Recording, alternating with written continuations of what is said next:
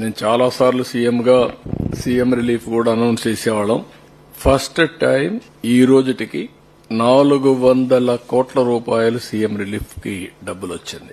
దాతల్ని మనస్ఫూర్తిగా అభినందిస్తున్నా, వాళ్లకు పాదాభివందనం చేస్తున్నా. ఎందుకు ఈ మాట చెప్తున్నానంటే ఒక స్ఫూర్తి. వాళ్ళు ఇచ్చిన డబ్బులు కాదు, వాళ్ళు చూపించిన చొరవ, వాళ్ళు ఏ విధంగా ఈ యొక్క సమస్య పైన మానవతా దృక్పథంతో స్పందించారంటే వీల్ చైర్ లో వచ్చి డబ్బులు ఇచ్చారు, ఇంట్లో వాళ్ళ సహాయంతో వచ్చి డబ్బులు ఇచ్చారు. అమెరికాలో పనిచేసే వాళ్ళు ఇంటి వాళ్ళకి చెప్పి మీరు డైరెక్ట్ గా నేరుగా తీసుకుపోయి డబ్బులు ఇమ్మని చెప్పి వచ్చారు.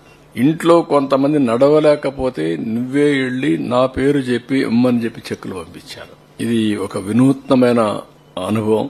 అది ఒకరిని కాదు, చిన్న పెద్ద అని కాదు, పిల్లలు చదువుకుంటూ 5 రూపాయలు 10 రూపాయలు కలెక్ట్ చేసి ఓ స్కూల్ కి ఎంత కలెక్ట్ చేసి తీసుకొచ్చారు ఉండి మారిగా పెట్టి.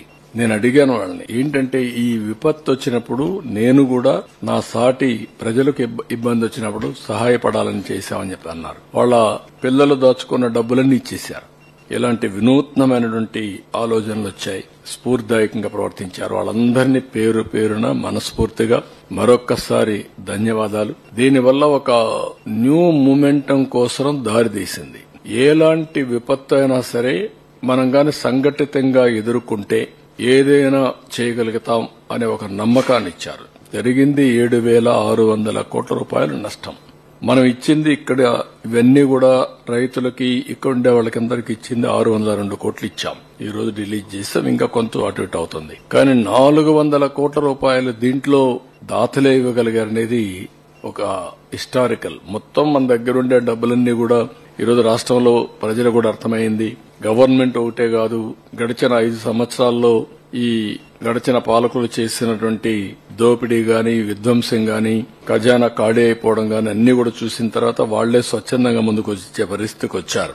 అదే మరి ఇంకొక పక్కన మీరు చూస్తే ఎప్పుడు చరిత్రలో కని విని ఎనుగరండి ప్యాకేజ్ ఇచ్చాం. ఆర్థిక వెసులుబాటు లేదు, కానీ కేంద్రంలో ఉండే డిజాస్టర్ ఫండ్ కూడా వాళ్ళు ఇచ్చే డబ్బులు కూడా అద్దులున్నాయి. కానీ ప్రాక్టికల్ గా ఉండాలనే ఉద్దేశంతో మనం ముందుకు పోయాం.